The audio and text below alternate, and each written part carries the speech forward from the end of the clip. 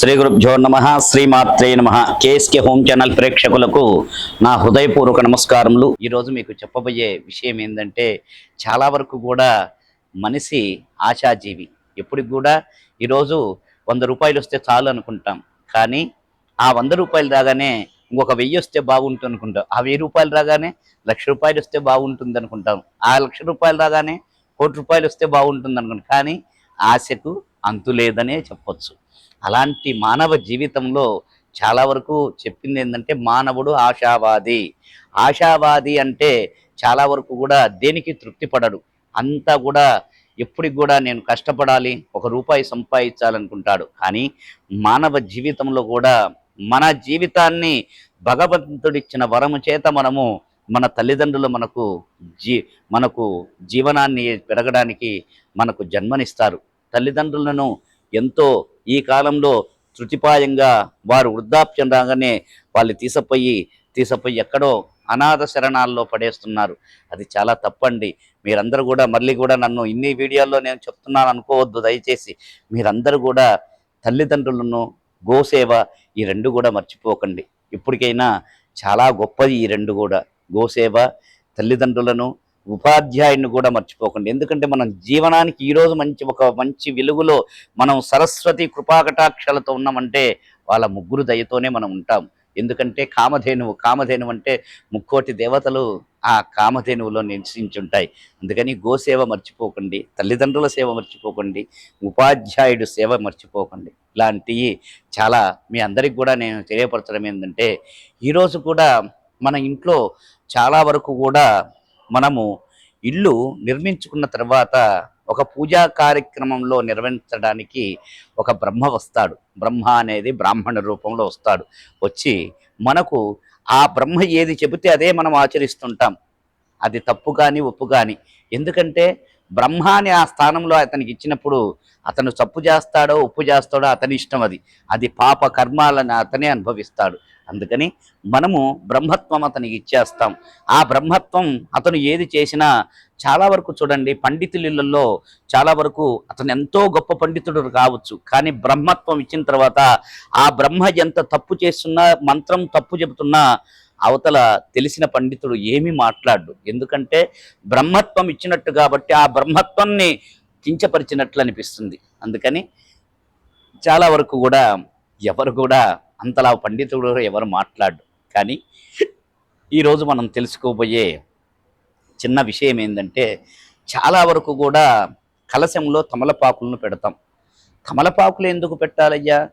ఏదైనా ఇంకాకు పెట్టొచ్చు కదా. మామిడాకు పెడతాం, పంచపల్లవాలు పెడతాం, కానీ తమలపాకు అనేది తప్పనిసరిగా పెట్టాలి. పంచపల్లవాలు ఉంటాయి, కానీ తమలపాకును కూడా పెట్టినట్లయితే దాని విశేష ఫలితం ఏంటో మనం చెప్పుకుందాం. పంచపల్లవాలంటే ఏంటి? మామే రాజు, మామిడి, మర్రి, జువ్వి, రావి, మేడి, ఈ 5 కలిపే పంచపల్లవాలు అంటారు. ఈ పంచపల్లవాలు మనకు కలశంలో పెట్టినందువల్ల మనకు ఈ ఆ మర్రి చెట్టు తెలుసు కదా మీకు. ఒక్క చోట చెట్టు పడినదంటే కొన్ని 100 ఎకరాలను ఆక్రమిస్తుంది మర్రి చెట్టు. మర్రి చెట్టు అనేది చాలా విశేషం. దానికి ఊడలు వస్తాయి. ఆ ఊడల కిందికి దిగగానే అదే చెట్టు అయిపోయి మళ్ళీ ఇంకొక చోటుకి వెళ్ళిపోతుంది. ఆ చెట్టు మళ్ళీ అక్కడి నుంచి దానికి ఆ చెట్టుకు ఊడలు వచ్చేసి అలా 100 ఎకరాలు సంచరిస్తుంది ఈ మర్రి వృక్షం. అందుకే మర్రి వృక్షానికి ప్రతీతిగా ఆ వంశ వృక్షం కూడా వృద్ధి చెందాలని చెప్పేసి మర్రిని పెడతారు. తరువాత జువ్వి ఏంటంటే, ఏదైనా దుష్టగ్రహాలను పరిహరించి ఒక శత్రు సంహారాన్ని సాధించగల చెవ్వి జువ్వి చెట్టుకుంటుంది. అందుకని జువ్విని పెడతారు. మేడి చెట్టు అంటే భగవంత స్వరూపుడైన దత్తాత్రేయుడు దాంట్లో ఆసీనమై ఉంటాడు. ఒక గురుస్థానం దాంట్లో ఉంటుంది. గురువును ఆశీర్వదించడానికి ఆ మేడి చెట్టును పెడతారు. రావి అశ్వత్థనారాయణుడు, ఆయనను పెట్టినట్లయితే చాలా వరకు కూడా శుభాశుభ మిశ్రమాలతో ఉంటుంది. అలా మామిడి, ఈ మామిడి ఆకు పెట్టడం వల్ల చాలా వరకు ఎక్కడికి పోయినా కూడా ఏదైనా శుభకార్యం జరిగిందంటే మండలుగా మామిడి ఆకు కట్టి తోరణాలు కడుతుంటారు. ఆ తోరణాలు కట్టినందువల్ల అక్కడ మంగళప్రదమైన శుభగ్రహాలు మనకు కనపడుతుంటాయి. అక్కడ చూస్తే ఎంతో మంగళకరంగా ఉంటుంది. ఆ మనసుకు చాలా ఆనందకరంగా ఉంటుంది. అలానే ఆ మామిడి ఆకును చాలా వరకు కూడా వీళ్ళు చాలా వరకు తప్పు చేస్తున్నారు ఈ మధ్య. మామిడి ఆకును ఏదో చిన్న ఒక కొమ్మ తీసుకొని దాని ఆకులు తీసుకొని చక్కగా అందంగా ఉంటాయని చెప్పారు. కానీ మామిడి ఆకులు ఒక పూర్వకాలంలో ఒక గుప్పెడు గుప్పెలుగా కట్టి అలా తోరణం కట్టేవాళ్ళు. ఇప్పుడు అదన్నీ కూడా వెళ్ళిపోతున్నాయి. ఎందుకు కడతారయ్యా మామిడి ఆకును అంటే, ఈ మామిడి ఆకుకు చాలా విశేషమైన ఫలితం ఉంది. మామిడి ఆకులో ఒక దుష్ట శక్తులను సంహరించే సూచన ఉంది. పోతే ఒక సైన్స్ పరంగా అది మనకు ఆక్సిజన్ ఇస్తుందట. మనకు చాలా వరకు మనం చూస్తుంటాం. ఒక పెళ్లి జరుగుతుంది. ఒక పెళ్లి జరిగేటప్పుడు వందల మంది, వేల మంది వస్తుంటారు. ఆ వచ్చేటప్పుడు మనం వదిలే కార్బన్ డయాక్సైడ్ చాలా వరకు కూడా అది చాలా వరకు తీసుకుంటుందట మామిడాకు. ఆ కార్బన్ డయాక్సైడ్ తీసుకొని మనకు ఆక్సిజన్ రిలీజ్ చేస్తుంటుందట. మనం ఎంతైతే కార్బన్ డయాక్సైడ్ విదిలేస్తామో మనకు ఆక్సిజన్ వదులుస్తుంది అని చెప్పేసి మామిడాకును గుంపులు గుంపులుగా ఎక్కడైనా కట్టేస్తుంటారు. ఈ మామిడాకు కట్టినందువల్ల చాలా వరకు ఆక్సిజన్ రిలీజ్ అయ్యి చాలా వరకు ఆ ఇంట్లో శుభ పరిణయాలు తయారవుతాయి. చాలా వరకు కూడా ఆనందంగా ఆ ఇల్లు ఆనంద యోగమైన జీవితం లభిస్తుంది. అందుకని చాలా ఎప్పుడైతే మనం చేస్తామో ఆ ఇంట్లో విజయోన్నత స్థానానికి చేరగలుగుతుంది. మంచి విజయప్రాప్తి జరుగుతుంది. అందుకే ఏది చేసినా ఆచితూచి ముందుకు వెళ్ళినట్లయితే శుభాశుభ మిశ్రమాలతో యోగించగలుగుతారు. ఆనందమైన జీవితాన్ని సాధించగలుగుతారు. అందుకే ఈరోజు మనం తెలుసుకోవడానికి ఏందయ్యా ఎందుకు ఏంటి అని చెప్పేసరికి ఒక తమలపాకుల విశేషం తెలుసుకుందాం. తమలపాకును తీసుకుంటాం. తమలపాకు చాలా వరకు కూడా మనకు చాలా వరకు నిలువుగా పెట్టి పైన కొస లేకుండా కొన పైన కొన ఉంటుంది. అది లేకుండా ఎప్పుడు పెట్టకూడదు. కింద కాడ ఉంటుంది. ఆ కాడ జ్యేష్ఠ లక్ష్మీదేవి మనం తాంబూలం వేసుకుంటాం. తాంబూలం వేసుకున్నప్పుడు ఆ కాడ తీసి పక్కన పడివేస్తాం. ఎందుకంటే ఆ లక్ష్మీదేవి దాంట్లో ఉంటుందట. జ్యేష్ఠాదేవి అక్కడ స్థానమై ఉంటుందట.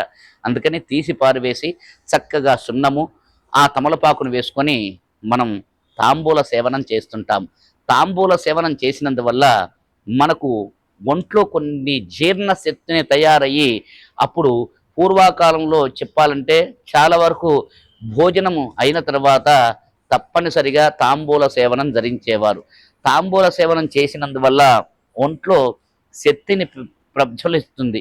అనేకమైన పదార్థాలు మనకు నిర్వీరమైన అన్ని కూడా వెళ్ళిపోయి మనకు శుభాశుభ మిశ్రమాలతో ఆ ఒంట్లో శక్తిని పెంచుతుంది. అలాంటి మంచి శక్తి గల తమలపాకును ముందు పైన బ్రహ్మ విష్ణు మహేశ్వరులు ఆధీనమై ఉంటారు తమలపాకులు. అందుకని మధ్యలో సరస్వతి మేధాశక్తిని పెంచుతుందట తమలపాకును. అందుకని ఈ కాడ వల్ల ఎప్పటికి కూడా తమలపాకును చాలా వరకు కూడా దానికి బొక్కలు పడకూడదు. మంచి చక్కగా ఉండాలి ఆ తమలపాకు. మంచి యోగంగా ఉండాలి. మంచి ఆకర్షణీయంగా ఉండాలి. అలా ఉన్న తమలపాకును దాంట్లో మనం పెట్టినట్లయితే చాలా వరకు శుభాశుభ మిశ్రమాలతో యోగించగలుగుతుంది. ఆనందమైన జీవితాన్ని మనకు చేయగలుగుతుంది. అందుకనే కలశం పెడతాం. కలశంలో పెట్టినప్పుడు మనం 3 తమలపాకులు కానీ 5 తమలపాకులు కానీ పెట్టినట్లయితే దాంట్లో మేధాశక్తి పెరుగుతుంది. మనకు ఏదైనా కూడా ఎన్ని పంచపల్లవాలు పెట్టినా తమలపాకు పెట్టినందువల్ల విశేషమైన ఫలితం కలుగుతుంది. లక్ష్మీ అమ్మవారు స్థిర నివాసమై ఉంటుంది. అలానే ఒక సైన్స్ పరంగా చెప్పాలన్నా మానవుడు తమలపాకును రోజు కూడా సేవనం చేసినందువల్ల ఒంట్లో కొన్ని దుష్ట అనారోగ్యాల నుంచి బయటపడి చాలా వరకు ఆనందంగా ఉంటాడు. అందుకని చాలా వరకు కూడా ఆరోగ్యానికి ఐశ్వర్యానికి ఇచ్చడానికి ఈ తమలపాకు అనేది చాలా విశేషమైన ఫలితాన్ని మనకు అందించగలుగుతుంది. చాలా వరకు పూర్వము ఋషులు చాలా వరకు కూడా అది సేవించి ఆనందమైన జీవితాన్ని అనుభవించి మంచి విజయోన్నత స్థానానికి చేరి మంచి విజయప్రాప్తి జరిగిందని చెప్తారు. ఈ తాంబూల సేవనం వల్ల ఒంట్లో శక్తి చాలా వరకు పెరుగుతుందట. మోకాళ్ళలో నొప్పులున్న వారికి రోజు కూడా తాంబూల సేవనం చేసినంత వల్ల వాటి నుంచి బయటపడగలుగుతారట. అందుకని తాంబూల సేవనం చాలా ఆనందమైనది, ఆరోగ్యప్రదమైనది, మంచి విజయాన్ని చేకూర్చగలుగుతుంది ఈ తాంబూల సేవనం. అందుకని తాంబూలము అంటే పూగి పలశ్చ కర్పూరై నాగవల్లి దళయుజ్యుతం ముత్తాచూర్ణ సమాయుక్తం తాంబూలం ప్రతిగృహ్యతాం. ఏదైనా కూడా తాంబూలము అంటే ఒక ఆకు వక్య కాదు, యాలకులు, జాజికాయ, జాపత్రి, పచ్చకర్పూరము, ఈ ఒక్క ఇవన్నీ కలిపి ఒక తాంబూల సేవనం అంటే ఇవన్నీ కూడా మనకు చూడండి పూర్వీకులు మనకు ఎంత గొప్పగా మనకు ఆశించారో. అందుకనే ప్రతి ఒక్కరు కూడా మనము తమలపాకును చాలా సునాయాసంగా అనుకుంటాం. తమలపాకు చాలా విశేషమైన ఫలితం ఉంటుంది. మీరందరూ కూడా ఆచి తూచి చక్కగా మీరు తెలుసుకొని ఈ తమలపాకును మనం అర్చన చేస్తాం. ఎక్కడ స్వామివారికి, ఆంజనేయ స్వామికి నాగవల్లి సహస్రనామార్చన చేస్తాం. ఎందుకంటే కొన్ని దుష్ట దోషాలు వెళ్ళిపోతాయి. ఆ శక్తిని ఈ నాగవల్లికి ఉంటుంది. అంటే నాగవల్లి అంటే తమలపాకే. ఈ తమలపాకు అంత గొప్ప స్థానం ఉంది అని చెప్పవచ్చు. ఆ రోజు సీతాదేవి మహాదేవి అశోకవనంలో ఆ తమలపాకులంతా కూడా ఆమె చల్లటి నీడనిచ్చారు. ఒక పరుపులాగా ఆమెకు ఆ అశోక స్థానంలో ఈ నాగవల్లి స్థలం మీదనే ఉంటుంది. అందుకే ఆంజనేయుడికి ఆ తల్లి సీతాదేవిని కాపాడిందన్న ఆశ చేత ఆ నాగవల్లి అంటే ఆయనకు అంత ప్రీతితో చేయించుకుంటాడు. అందుకని నా తల్లి సీతాదేవిని కాపాడిందని చెప్పేసి ఆ నాగవల్లి అంటే అంత ప్రీతి ఆంజనేయ స్వామికి. అందుకే చాలా వరకు కూడా తమలపాకును చాలా వరకు సేవనం చేయడం వల్ల కానీ, చాలా వరకు మనం దాని గురించి తెలుసుకొని ముందుకు వెళ్ళినట్లయితే అలక్ష్మి వెళ్ళిపోయి లక్ష్మి ప్రాప్తిస్తుందని చెప్పి చెప్పబడుతుంది. హరి ఓం స్వస్తి.